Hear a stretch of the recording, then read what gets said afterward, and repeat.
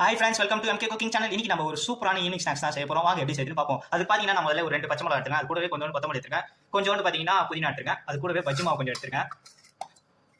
அப்புறம் வாழைக்காவை வந்து பார்த்தீங்கன்னா இந்த மாதிரி நீட்டாக கட் பண்ணி எடுத்துருக்கேன். வாங்க எப்படி செய்யுதுன்னு பார்ப்போம்.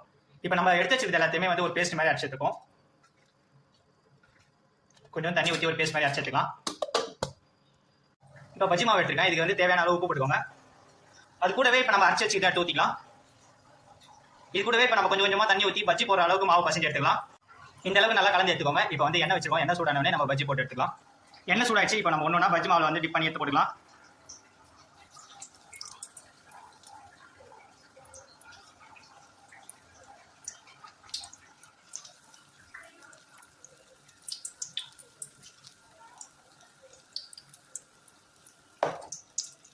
சூப்பரான ஈவினிங் ஸ்நாக்ஸ் ரெடி ஆயிடுச்சு. நீங்களும் மறக்காம உங்க வீட்டில் ட்ரை பண்ணி பாருங்க. மறக்காம நம்ம சேனல் சப்ஸ்கிரைப் பண்ணிக்கோங்க. Bye bye friends.